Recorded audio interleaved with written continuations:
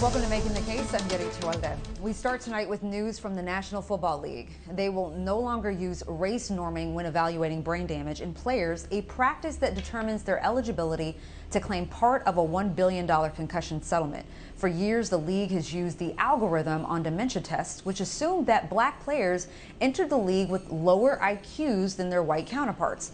The practice made it significantly more difficult for black players to show a decline in cognitive function and therefore harder for former players to qualify for settlement money. So far, more than 2,000 NFL retirees have filed dementia claims, but fewer than 600 have actually received awards. According to lawyers involved in the litigation, more than half of all former NFL players are black. Joining me now is former NFL player and running back for the Washington football team, Ken Jenkins. Thanks for coming on, Ken. Well, thank you for having me, Yodit. It's a pleasure. All right, so first, I want to get your reaction to the NFL's announcement today. Well, I'm not really impressed by their announcement. Action's going to have to back up what they say they want to do here. Chris Seeger kind of fell on his sword today. He was the class representative for the players, and he admitted, and this was good to hear that he admitted that there were problems in the concussion lawsuit with regard to race norming.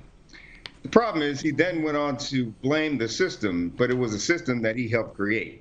So I'm not impressed by his clutching of his pearls to now seem outraged about what he is now decided to admit.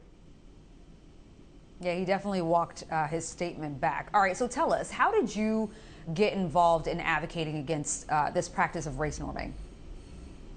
Well, I have to tell you that I am getting way too much credit. The wives and significant others of some of the players that aren't doing as well have been talking and collaborating for months and months and months. And some of the stories that came out were just ridiculous. My wife is part of that group, and she and some of her friends decided they need to take some action. And so they put together a petition that ended up gaining more than 50,000 signatures.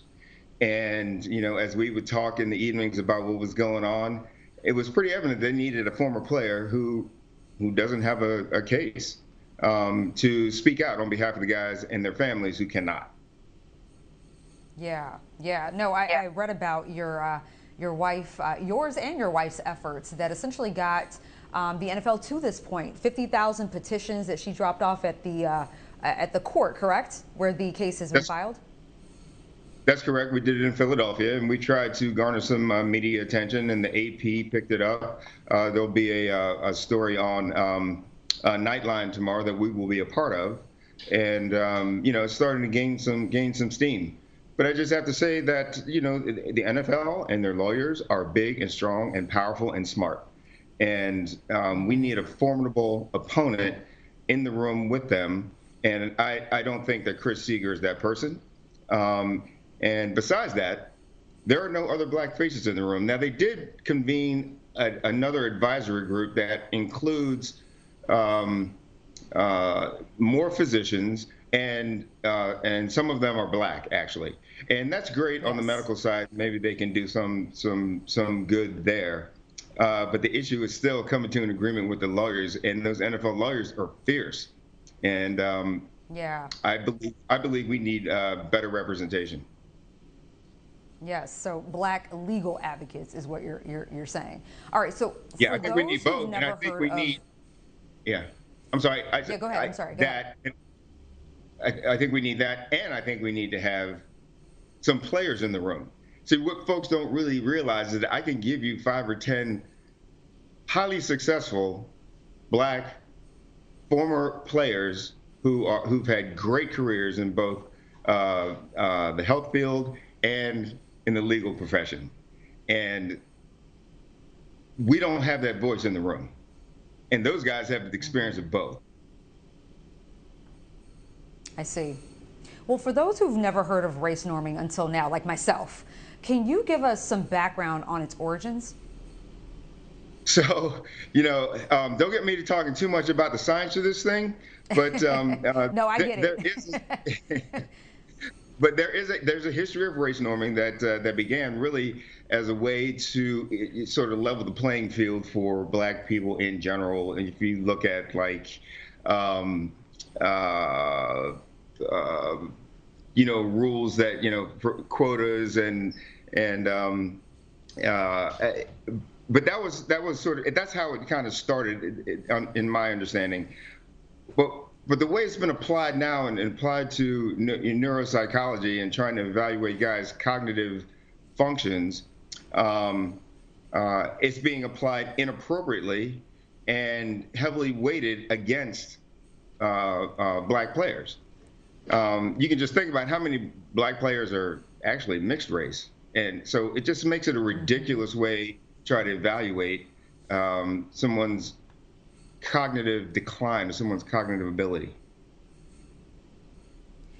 The NFL has said that race norming was developed in medicine and used to stop bias in testing, not perpetrate it. That's a quote from the NFL. But many feel that this was just another example of the systemic racism embedded within the league. As a former player yourself, what is your take on that response and your own experiences in the NFL? It's being applied inappropriately. It's just not. It doesn't apply in this type of situation. Who in the world, what Black player on the planet would have agreed to have a different test metrics applied to their results than the white players? We all played the same game. We played on the same field. We all prepared the same way. So what they essentially were saying is that that Black players had a lower IQ than their white counterparts, so it made it really hard for the Black players to establish a deficit, so to speak, to show that they've suffered brain trauma if they're already starting at a deficit, correct? That's correct. So basically what they're saying is Black players start at a lower cognitive level, and so if they score, let's just say the score, if they score 25 on a test, well, that means that they started at, let's say, 35, right? But the white players are assumed to start at 50. And, if they make it to 25, then they've dropped 25 points, but the Black player only dropped 10 points. And so they say, well, you haven't suffered enough cognitive decline. And come on, just on its face is nonsense.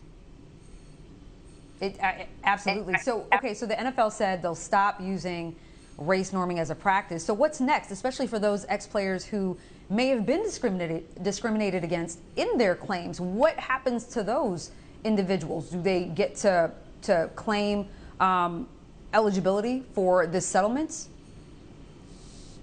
The way that it is being reported now is that they're going to look at all the cases and they're going to go back and see which men were discriminated against, and they're going to try to rectify the situation, and then they're going to stop it going forward. The problem with that is that we have the same people at the table who negotiated the deal in the first place. And so how can we trust them to now put in place something that's going to work for us? And who is going to monitor? They're doing this behind closed doors, as secret negotiations, and no one has any idea of what they're talking about and how we're being talked about and what solutions are available. No, I definitely understand the concern, especially from an attorney who didn't see anything wrong with race norming to begin with. So you mentioned this Nightline special airing tomorrow. What can viewers expect? Oh, it's actually airing tonight at 12:30, just after tonight. After midnight. And they've done quite a exhaustive research on the entire story, starting with when the race norming first was brought to their attention, and that actually was brought to the attention by physicians who were doing the testing on Black players. And those physicians, once they scored and a Black player was actually approved for compensation under the settlement, the NFL forced these doctors to go back and rescore those tests, and then those men did not qualify.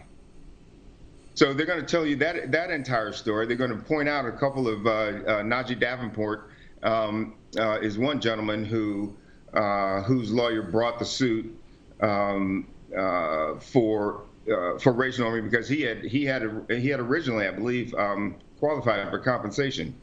And then they're going to show how we went to the. They've interviewed the wives, and they're going to show how we went to Philadelphia to Judge Brody's court to drop off the petition. Well, I'm looking forward to seeing those petitions, 50,000 that is. We've reached out to the NFL for a response, but haven't heard back. So maybe we'll see something in that special tonight. All right, former NFL player and running back for the Washington football team, Ken Jenkins. Thank you so much again, sir. Yodit, thank you very much. It's a pleasure being with you tonight. Likewise. All right.